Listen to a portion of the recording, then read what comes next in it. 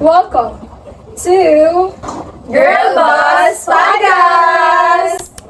So today, we are going to talk about this one specific topic na nabunot namin sa Reddit. Yan, nabunot namin.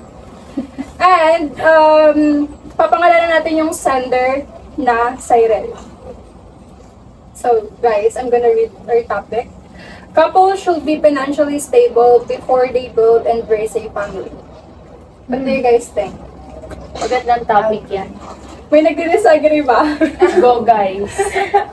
So for me, yes. Kasi tumaki ako sa mga big brother and sister ko, kasama yung partner nila. And tingin ko yung main source ng nagiging away nila is about money.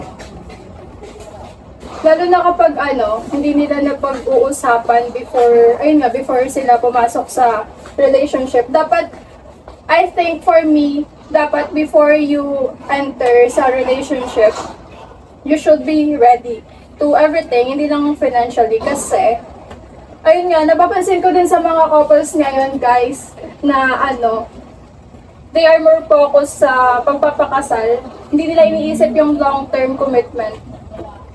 Ganon. Kayo? Oo, tama yan. Kasi, totoo rin naman yung sinabi mo na mas nagpo-focus sila sa kasal and hindi lang financially ready dapat yung couple. Dapat mentally, emotionally ready sa pag-raise ng anak. Although, through financial, dapat handa rin sila na alam nila yung pinapasok nila. Like, for example, yung mga couples na wait lang kaya. Kayo muna. Lego. Yeah, oo. Hindi kasi diba? Kasi kapag pumasok tayo sa isang relationship, then hindi tayo financially ready. Yung anak yung magsasuffer. Yes. Diba? Lalo na kung Feeling ko din kasi before, ang daming nagpapadala sa emotion kaysa sa pagkakaroon ng education sa sa mind nila. Parang pag may nakita silang ganito, ay, ako din sa future gagawin ko yan. so bali binabase nila sa binabase, nakikita nila. binabase din nila sa nakikita nila. Hindi nila mas nakikita yung mga yung mga possible na negative outcomes ng pagpapakasal or pagko-commit sa isang relationship. Parang ganun siya. And also, hindi naman tayo nagde-disagree na kapag yung mga couple hindi dapat mag-anak kahit mahirap pa or kahit wala silang pera. Hindi naman kami nagde-disagree doon. Ang point lang namin is kung ano yung kaya ng financial status mo, kung ano yung hawak na meron ka at kaya mong kitain, dapat yun lang yung Nasa mind mo. tsaka yun lang yung mo na yung iba kasi kahit hirap Parang hindi buhay ka nila. lalagpas sa means na kung saan lang. Tsaka oo. yung iba kasi mahirap sila pero yung anak nila ang dami. 10. Diba? Kung sino pa yung mahirap, sila pa yung ang daming anak. Kaya Totoo. dapat rin natin, isaalang-alang din natin yung financial status natin sa pagkaanak natin. Tsaka sa future na rin ng mga bata. Diba? Kasi kung halimbawa ganito lang naman yung kita mo, minimum wage lang, tapos ang anak mo 10.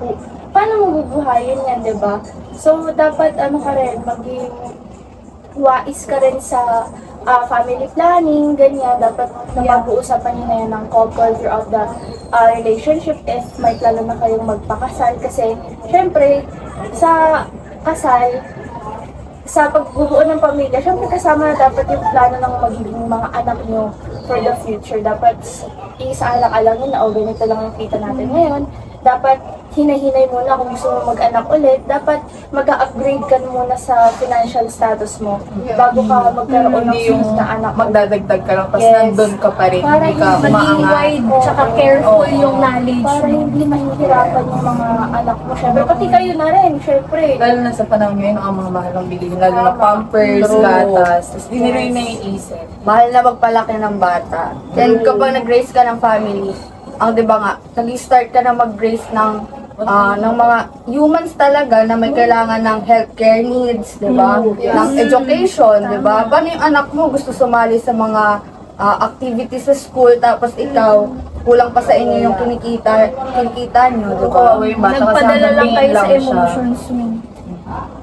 Sino ba namang, pero sa tingin ko naman, lalo na sa generation natin ngayon, feeling ko marami namang magiging successful Yes, marami ng bago mag-commit bukas kasi sa ganito. nakikita kasi nila, ay naranasan ko na to before. So ayoko nang maranasan ng mga Nakita magiging ko na to. future children ko. Nakita ko na. Tama na yung ako na lang yung nag-suffer, wag na sila. Ay!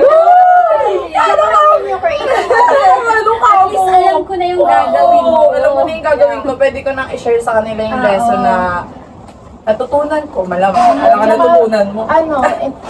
During this time na sa Gen Z, feeling ko kasi parang we want the best for our family nga, di ba? So, For our we want to provide everything. Tsaka hindi na, yung crab mentality kasi ng mga Pilipino dati, I mean yung mga dating generation, na parang iaasa nila yung financial, Sa mga anak nila ngayon, parang di ba? may investment nila yung mga anak nila. Yes. So, hindi, parang ayaw na natin maulit yung ganong generation. Ginagawa Pinapasa nila nila yung pressure.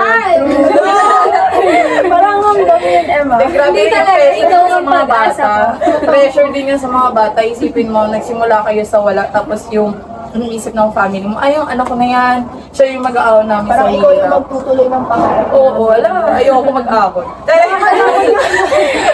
Hindi naman. Gusto ko maging independent. Oo, hindi. Oo, Charot hindi lang. naman sa pagiging madamot, pero syempre, deserve diba? din ng magulang natin na i-grade sila ng ganun. Pero hindi yung sa atin na asa yun tayo kukuha. Hindi, may iba kasi yung parents na talagang sa anak na nila yung sinisisi na iaasa. Yung iba naman, kontrolado. Can't relate, hindi ganyan yung mama ko. Uy, ate ko! Tapos sabihin pa dating sa'yo na, artistas sabihin pa sa'yo na, porkit kumikita ka na, ganyan ka na, tingin mo kaya mo na yung sarili mo, Totoo. ganyan. Parang sa'yo pa na, di ba, kaya ko nga bumuhay sa sarili ko, but parang ako pa yung masama sa ginagawa ko na sa Diba? kanya. Like- Sa kanya sasabihin na, kumikita ka lang, porkit kumikita ka na ng pera, ganyan ka na. Siyempre, kailangan ko rin, isipin yung sarili ko muna. Kaya ka nga nagtatrabaho para mabili yung Diba? gusto mo eh. Hindi ka na nga naasa sa kanila. Saka if diba? ever Hindi ka man, na- na maisip nilang magpakasal, sana may ipon na sila. Oo, Enough na same. ipon, maisip na nila yun. Kasi, yun nga, magko-commit sila sa isang long-term relationship na yun. Saka Yung isipin nyo, ipon sana. yung naranasan na, kunwari naranasan ng ibang mga ka-age natin na grabe yung pressure sa magulang kasi hindi naman tayo talaga lumaki sa mayamang pamilya. Grabe din yung pressure na binibigay nila. So parang yung mindset natin is kailangan ko muna maging financially capable bago ako bumuo ng pamilya Yeah. kasi ayoko na may madamay sa pagsasama. So ayun lang. Sino ba namang gustong magpakasal na walang pera, isang kahit isang tuka? Hala, hindi magiging manok ate. Hindi magiging manok ko yung Pag 2024. mamahalang bubuhay sa atin. Ala, namayan. Hindi ka mamaya. Namayan ate. Namayan ito pagmamahal. Nag-heart ang mata ko pero ang ribs ko dito kita. Hindi mapayot ate talaga. Pero nakaka-OTD ka naman. Hello, stayable. Ako is like 23. Ate, ang vitamins naman. Di ba? Huwag naman. Tsaka may may Ganun. napapanood din ako na dinidiscuss yung mga statistics na parang nagsusurvey sila na karamihan daw ng mga Gen Z ngayon is ayaw na mag-asawa. Yes. Ayaw nilang mag-asawa. Gets naman natin yung kasi- point kung bakit ayaw nila din. Oo, kasi gusto nilang unahin muna yung sarili nila kasi nga gusto nilang kumita pa ng mas malaking pera para maging prepared in the future. And then, yung iba, sinasabi na doon sa statistics nila is ngayong mga Gen Z daw, karamihan sa atin, mga hindi nagbuntis ng maaga. Oo. Diba? Kasi Ate, Kasi nga, lumaki tayo sa mga kasama natin na hindi natin gusto maging kagaya sa Oo. kanila. Kaya, lesson learned sa mga nakakasama na din natin sa family. Baka yung ganun lang. So, malaki talaga yung impact ng financial stability, especially sa bata. Kasi, syempre, kapag financially stable couple kayo, hindi sila parang magkakaroon ng trauma when it comes to this kind of topic. afford na natin Ang dami magpa-therapy. Hindi ganun din. Hindi lang din sa bata, syempre sa inyo na Sarili. rin, sa inyo na rin couple. Oo. Kasi kapag, halimbawa ganyan, naghihirap kayo, wala kayong pera, syempre prone yan na mag-away kayo lagi. Yan lagi yung discussion yung pag-aaway. Uy, ang sarap maging financially capable, team.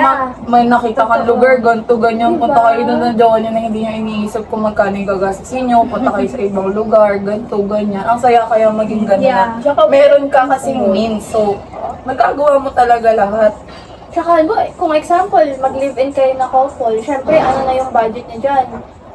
Hati na kayo sa mga bills. Tapos, syempre, palagi niyang pag-aawayan, nasa napunta yung ganitong pera? Bakit? Ayun yung nagiging isa sa problema sa mga pera talaga, bukod sa babae. Oh my God! Oo, pera talaga kasi si bakla naman. Pero lang sa amin. Okay, pera lang ba? Kaya kahit parang hard topic sa mag-couple yung pera, kasi nga parang pataasa ng pride eh. Parang di ba, kung sino yung kumikita ng mas malaki, siya dapat yung... Nakakainis pa minsan kasi yung mga lalaki, di ba, pag mas kumikita yung babae, parang naaapakan yung pride nila. O, bakit kasi hindi ka magtrabaho? Bakit kasi gusto mo ganyan-ganyan ka lang? Wala pa pa, asin mo. Kaya, parang ang lalim na ano mo dyan. Wala ka naman dyan. Kasi magsasettle sa ganun. Oo, naman kasi kung magsisettle ka sa ganun, pasarap Di ba lang. dapat magsettle ka sa man na kaya kang i-afford? Oo. Tsaka yung kaya mo rin syempre ibigay yung yung parang nagbabalik vice ka. versa lang. Oo. Kung kaya mong bilhin yung lahat ng gusto mo sa sarili mo, huwag ka mag-settle sa partner na, di ba? Hindi to sa Hanggang babae at wait lalaki lang. Sa lahat anong gender. Oo. Kaya dapat yung mga couple ngayon, or kung single pa kayo, kung wala pa kayong mga boyfriend, girlfriend, mag-invest muna kayo sa sarili nyo. And then, saka na lang kayo siguro makipag-live-in. Kung kaya nyo na talagang dalawa. Kasi kung mag-live-in kayo ng pareho kayong naghihirap, lalo na kung hindi naman strong yung loyalty or trust nyo sa isa't isa na hindi pa talaga ganun katatag na through poor and richer, through Di ba may ganyan, yung pag kinakasal, sa hirap at ginhawa, hirap lang.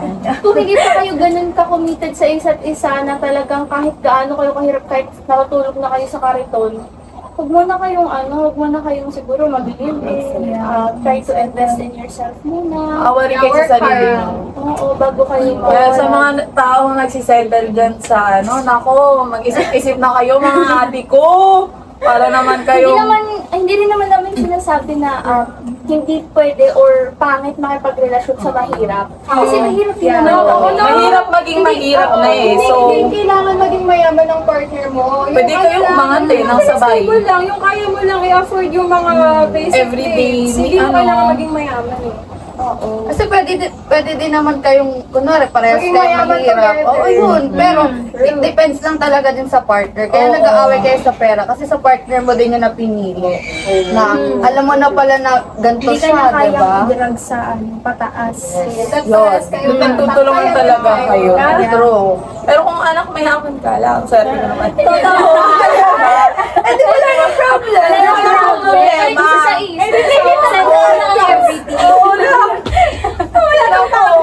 Wala na to. Tapos na usapan. Oo, nako kaya ngayon sana mag-isip-isip na tayo. Wala, bakit tayo? Kayo. Kasi naisip ko na yan eh. Sinagot ko na eh. Okay na kami. Okay na kami. Okay na tayo sa ganyan. Kayo naman ang mag-isip. Isutusan. I-process nyo na to. Oo, kayo. What Kaya do you kayo. guys think? Comment your Yes, your opinion. Your opinion. Perspective sa... Agree or disagree, or read some of your comments. Yeah. Appreciate namin. Sana nasagot namin yung tanong mo sa Yeah. And then mga hot topics pa sila na masasuggest sa atin para sa next episode ng ating podcast. Yeah. Feel free to comment down below.